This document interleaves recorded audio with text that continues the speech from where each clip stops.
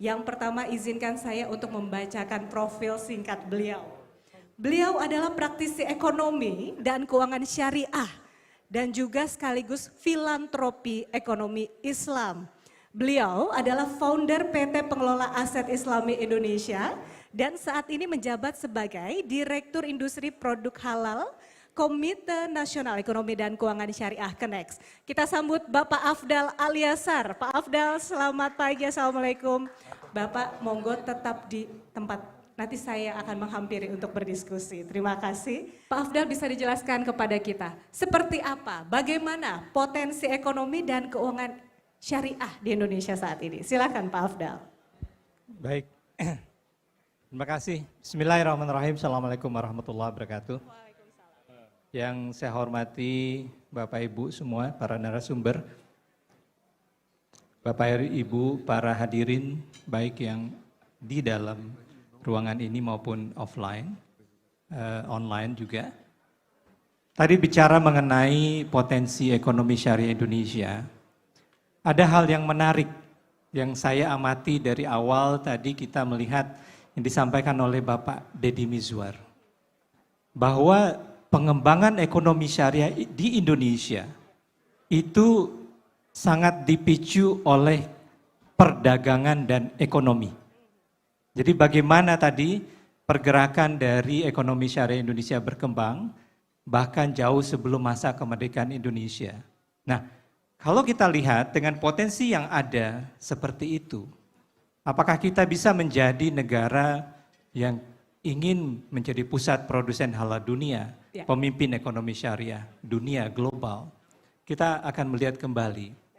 Nah, kami di Komite Nasional Ekonomi dan Keuangan Syariah, Mbak Bunga, Bapak Ibu, para hadirin sekalian, mencoba melihat bagaimana kita ingin mengembangkan potensi yang sudah besar ini, kemudian menjadi sesuatu yang nyata, hadir di hadapan kita, secara terstruktur, sistematis, dan bermanfaat untuk bangsa dan negara Indonesia.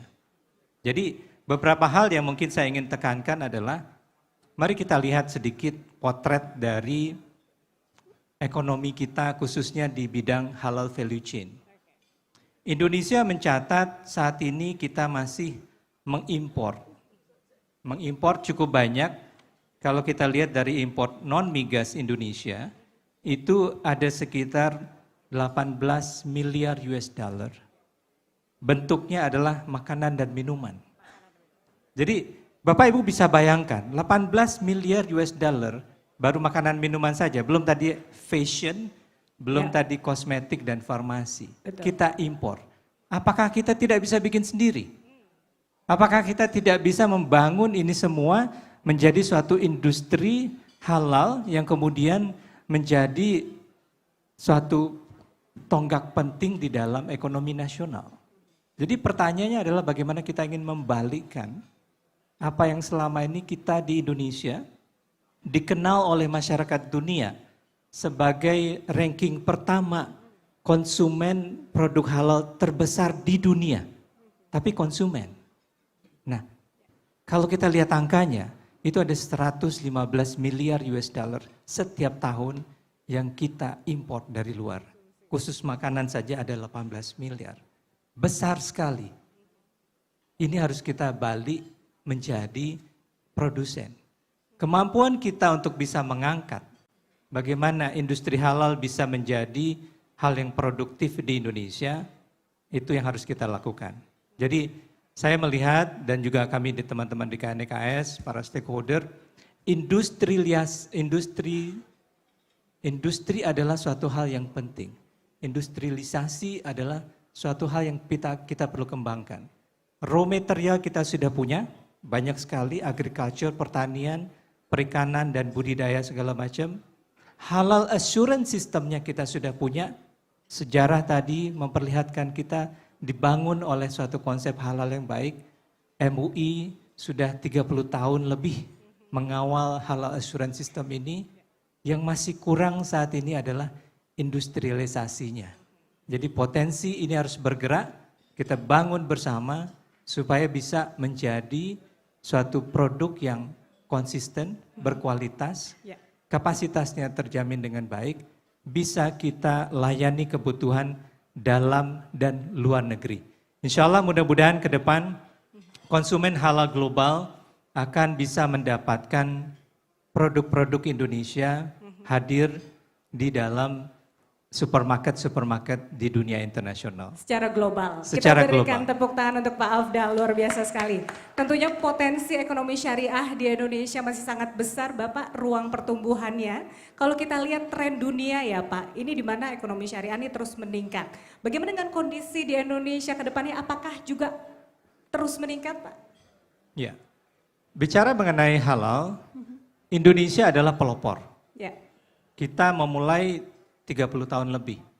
Kalau ditanya kepada Bang Adi dan Bapak para ulama kita di MUI, sudah lebih dari 45 bahkan 50 negara yang mengikuti halal assurance system yang dikembangkan oleh Indonesia. Ini satu hal yang menarik. Kita ingin menjadikan halal assurance kita menjadi suatu hal yang global, inklusif yang bisa dinikmati oleh semua masyarakat dunia. Nah, yang perlu kita lihat tentu tadi, bagaimana kita bisa mendeteksi potensi-potensi yang selama ini sudah ada, kita tingkatkan. Jadi ke depan hilirisasi produk adalah suatu kata kunci. Jadi bicara mengenai halal value chain tidak semata-mata hanya istilah sertifikasi halalnya, tapi di balik itu semua banyak PR yang harus kita laksanakan ke depan. Insya Allah kita bisa lakukan itu. Hilirisasi tadi ya Pak ya, kata kuncinya. Tepuk tangan sekali lagi untuk Pak Afdal. Terima kasih Bapak insight-nya. Ya, Pak, tadi sudah bicara potensi, kemudian pendangan dan juga pengembangan potensi. Nah strategi penguatan ekosistem ekonominya Pak. Kalau tadi kebijakannya sudah, sekarang strateginya. Silakan Pak Afdal. Bapak Ibu bicara mengenai strategi, saat ini kami di Komite Nasional Ekonomi dan Keuangan Syariah bersama dengan Bank Indonesia, OJK, Kementerian Keuangan, Kementerian Bappenas, Kementerian Perindustrian, dan lebih banyak lagi kementerian dan lembaga yang menjadi anggota KNEKS, dan juga stakeholder di luar KNEKS, kita sedang membuat yang namanya Master Plan Industri Halal Indonesia 2022-2029. Mohon doanya, Master Plan ini akan bisa kita luncurkan di akhir tahun ini. Nah, apa yang menjadi penting? Kenapa Master Plan ini perlu kita buat? Tadi kita sudah mendengar banyak hal tadi. Industri itu perlu ada toyibnya. Betul. Tidak hanya halalnya Halalnya saja. Bank Indonesia ingin bagaimana value chain-nya bisa berkembang dengan baik. Kementerian Perindustrian sudah membuat kawasan industri halal. Perlu diisi oleh lebih banyak pelaku-pelaku industri halal. Nah, semua itu nanti akan berujung ke dalam master plan yang kemudian akan hadir ke dalam rencana pembangunan jangka panjang Indonesia, rencana pembangunan jangka menengah Republik Indonesia yang dibuat oleh teman-teman di Bappenas, dan itu akan turun ke dalam rencana kerja pemerintah.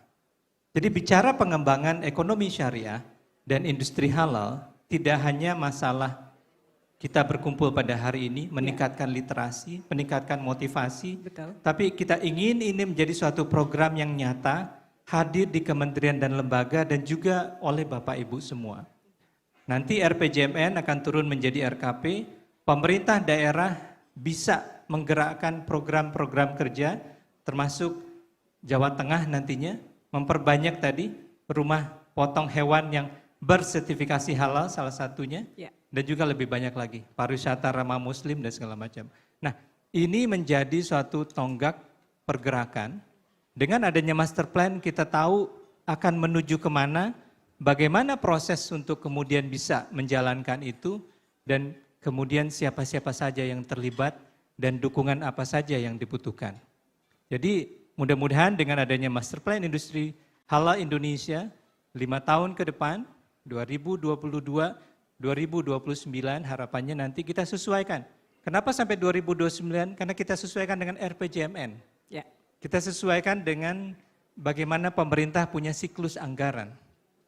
Jadi pergerakan ini tidak hanya di pemerintahan, akan masuk di stakeholder, dan mudah-mudahan gerakan bersama akan menjadikan Indonesia sebagai pusat produsen halal dunia, pemimpin ekonomi syariah global, dan kita bisa sampaikan kepada dunia internasional, inilah Indonesia, suatu negara yang memiliki potensi yang luar biasa, berkembang dan kita jadikan global halal value chain. Global halal value chain. Global halal value chain. Kontribusi Indonesia terhadap industri halal dunia itu harus lebih nyata. Dan itu harus kita laksanakan bersama-sama. Kami yakin dan confidence kita bisa capai itu. Amin. Oke. Tepuk tangan untuk Pak Assalamualaikum Afdal. warahmatullahi Master Karena itu perlu ada dirijen dan dirijennya itu ya DKD tingkat daerah. KNS. Ya. Kalau di nasional KN EKS. Nah, KN EKS itu nanti kan di daerah akan lebih tajam. Saya kira gitu. Kalau memang boleh nih bagaimana Pak Afdal ini? Gimana Pak Afdal, ada tanggapan sedikit mungkin mengenai komite daerah? Makasih. Makasih Pak Nyata, ini sudah mengingatkan saya. Jadi Bapak Ibu sekalian, saat ini selain Komite Nasional Ekonomi dan Keuangan Syariah, sudah hadir ada 4 komite daerah ekonomi dan keuangan syariah. Jadi provinsi yang sudah memulai itu ada Sumatera Barat, ada Sumatera Selatan, ada Riau, dan ada NTB. Ya. Mari kita doakan bersama KDEKS yang kelima adalah Jawa Tengah. Masya Allah ini. Tadi saya sudah sampaikan ke Pak Wagub, Ya. insya Allah KNKS akan sowan dengan beliau, kita coba akselerasi. Siap. Oke, sebelum menutup diskusi kita, saya pengen yang ringan-ringan aja karena pertanyaan saya sudah selesai. Bapak Ibu, kita berikan aplaus untuk narasumber kita. Ini spontan ya. Kira-kira kalau mendengar halal value chain, satu kata yang ada di kepala Bapak. Silakan Pak Afdal, silakan Pak. Ya, satu kata saja ya. Satu kata. Indonesia. Indonesia. Ada penjelasannya mungkin Pak? Karena hanya di Indonesia lah kita bisa mewujudkan yang namanya halal value chain dari hulunya sampai ke meja konsumen. Dari hulu ke hilir dengan ekosistem tadi dan saling melengkapi. Betul. Oke. Kita punya itu semua, kita bisa wujudkan itu semua, kita harus bergerak menuju itu, itulah yang harus kita laksanakan. Amin. Indonesia. Amin. Terima kasih Pak Afdal. Terima kasih, bolehkah tepuk tangan yang luar biasa untuk moderator kita dan tentu saja para pembicara yang sangat luar biasa. Alhamdulillahirabbil alamin. Siang hari ini begitu banyak ilmu berharga, wawasan, insight yang sudah kita dapatkan bersama. Semoga ini menjadi bekal bagi kita semua untuk menguatkan ekosistem ekonomi dan juga keuangan syariah di Jawa Tengah, untuk Jawa Tengah dan juga untuk Indonesia. Boleh berikan tepuk tangan yang luar biasa untuk kita semuanya.